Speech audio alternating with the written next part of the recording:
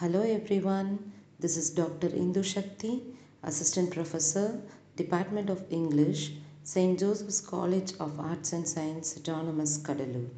This video details on theatre art. Let's discuss the components of acting.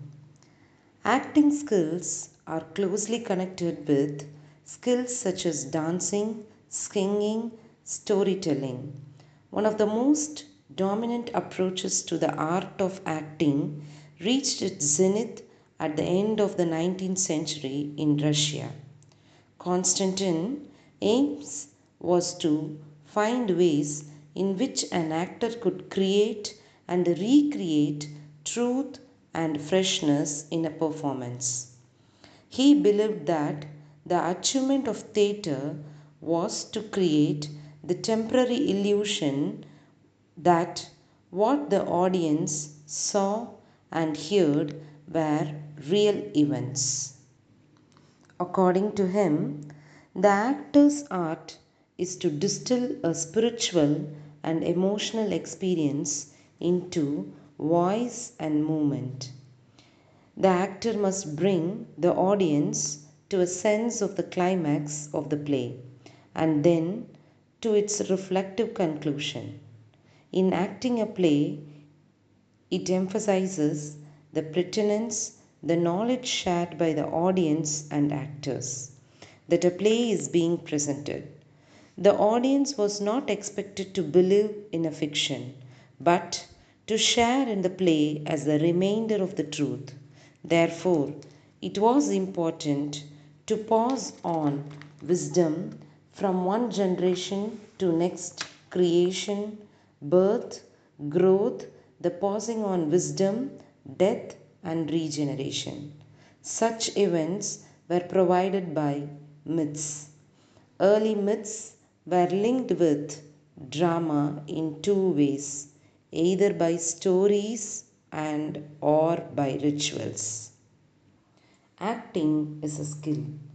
The actor therefore makes much effort to express accurately and to envisage the character as a complete person by including number of acting components like gesture, voice, costume and mask.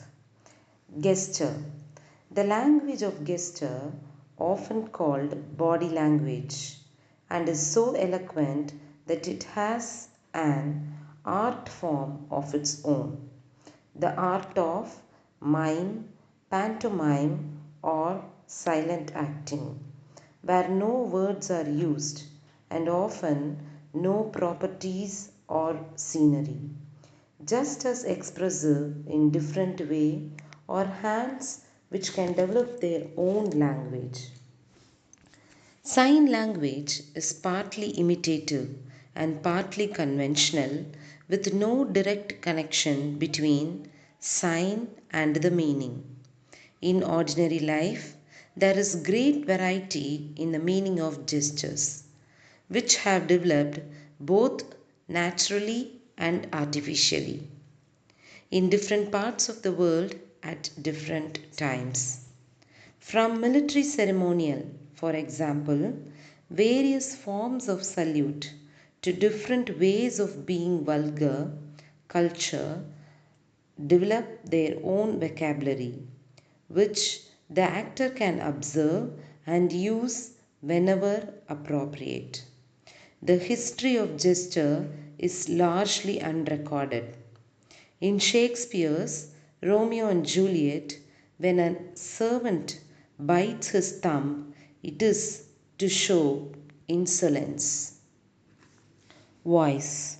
The final piece of the actor's expressive equipment would be considered by many people the most important, the voice, through which men and women share their passion, thoughts, intentions, and reflections. Costume. Indian theatre emphasized the transcendental power of acting, the performer's ability to raise the audience consciousness above the level of ordinary life to a spiritual awareness. The surface details of day to day living were not important in the theatre. Costumes, therefore, were not the clothes people wore every day, but decorative, ceremonial garments which symbolized the richness of spiritual life. The closet comparison with European costuming was the lavish allegorical robes worn by actors in court masks. Kathakali dancers appear in India, performing parts of the great mythical plays which were the basis for Sanskrit drama. They wear some sumptuous apparel which bears little or no realistical or historical meaning. The bodice is lavishly decorated, brilliantly colored skirts are worn over their trousers. They wear huge, dome shaped headdresses, sometimes with a kind of halo added, if they represent a god or a goddess. They do not wear masks but have a thick decorative makeup, each with its own color, scheme, and design. Most male characters have long silver nails. The pupils of the eyes are reddened, heightening the dramatic expression and giving the performers a human appearance as if they were dream characters from another world. When the art of theatre spread from India to China and other parts of Asia, this decorative and conventional form of costume was adopted with brilliant displays of color, texture, and shape, enhancing the actor's appearance, giving them a power and significance greater than their ordinary selves.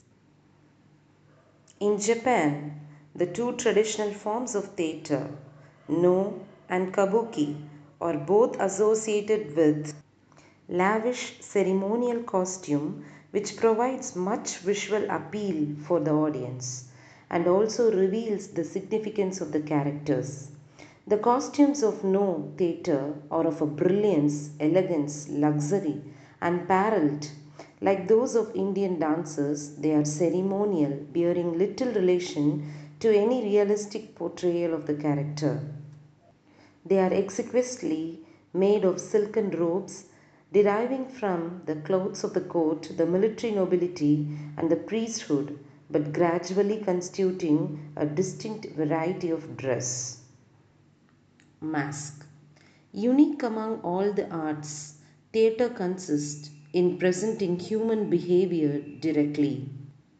Actors often put on a disguise, changing their appearance from their normal selves.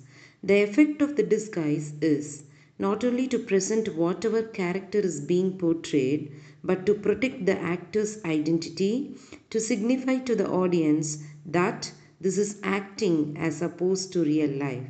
Since human beings express their thoughts and feelings most fully through their face, it has long been a theatrical tradition for actors to cover their faces with masks when performing. In Africa and in many parts of Asia, decorative masks are a striking feature of the performing arts.